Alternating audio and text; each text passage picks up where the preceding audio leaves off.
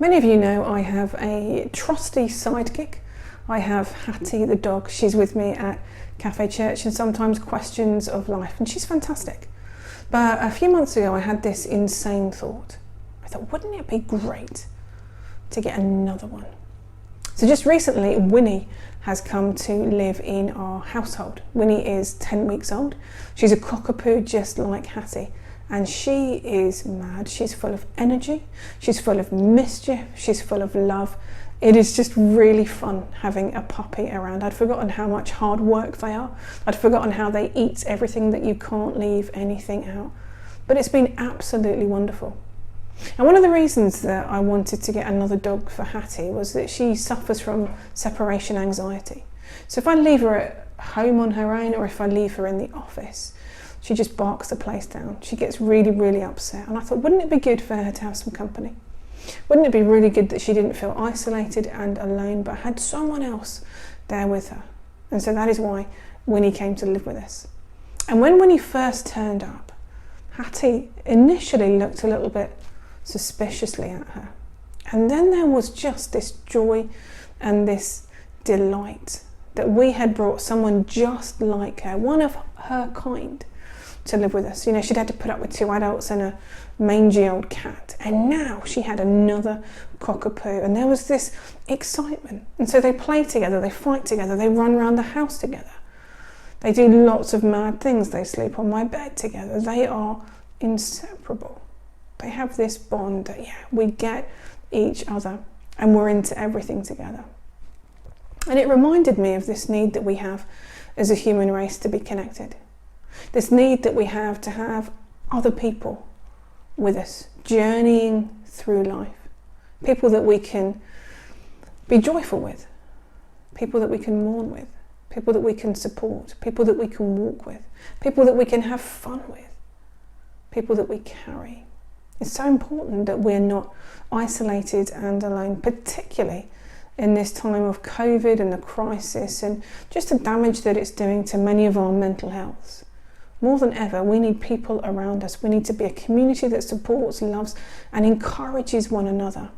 And I want to read us some words from Hebrews. These are words that we'll be probably familiar with. Hebrews chapter 10, 24 to 25, and it says this. And let us consider how we may spur one another on towards love and good deeds, not giving up meeting together as some are in the habit of doing, but encouraging one another, all the more as you see the day approaching.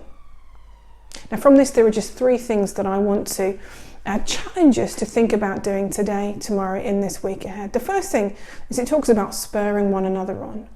And my question is, who can we spur on today? Who do we know that's struggling? Who do we know that is just feeling the weight of pressure and everything else that is going on around them? Who can we say, come on, you can do this. I've got your back. I'm praying for you. Who can we spur on today? I'm reminded of the story from the Sydney Olympic Games. Eric the eel was a swimmer from Equatorial Guinea, and he came from a country where they didn't have the facilities that we do to train. And so he hadn't trained in a full-size swimming pool, and he hadn't actually swum the distance that he was going to swim in the race. And there are these iconic pictures of him on his own in the pool swimming. And you get to the point where he turns to go down the home straight, and you think he's not going to make it. He's like bobbing up and down, and you think, oh my life, he's not going to make it. And something incredible happens. The crowd rises to its feet, and it roars on. It's encouragement. He hears it. And he says at the end of the race, I want to thank the crowd, because it was their cheers that spurred me on and got me through this race. You know, rather than laughing at him saying, oh my life, we have never seen a race this bad, the crowd were like, come on, you can do this. And as one rose together and cheered him home. Who do we know that's struggling? Who can we be a cheerleader for? Who can we spur on? So the first thing I want to challenge us to do, can we spur somebody on today? Second thing the passage talks about is not giving up meetings together. Now this is a little bit harder for us in these COVID times. But I want to encourage us, who can you make contact with? Maybe it's via Zoom or FaceTime. Maybe you can go out for a walk. Maybe you can meet somebody at one of our live streams behind a mask. There's something really important about human contact. Not just a text message, not just an email, but seeing somebody, seeing their expressions, hearing their tone of voice. Who can we meet up with in this week ahead in a secure and right way? Third thing the passage says is that we should encourage each other.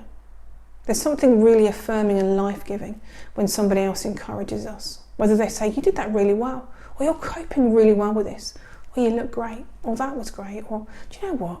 I think you're brilliant. Keep going for it. Who are the people that we can speak words of encouragement, that we can just build up and give life to today and in this week ahead? We love it when people encourage us. There's a sense of, oh, that's great, and we're built up. Who can we do that to? Who can we encourage? So 3 things to challenge us to do. Who can we spur on? Who can we meet up with? Who can we encourage? And it may be that we want to just pause now and say, God, today and in this week ahead, would you bring people into my life that I can do that with? And would you empower me by your Holy Spirit to say and to be and to do all of those things that you would have me say and be and do in those situations?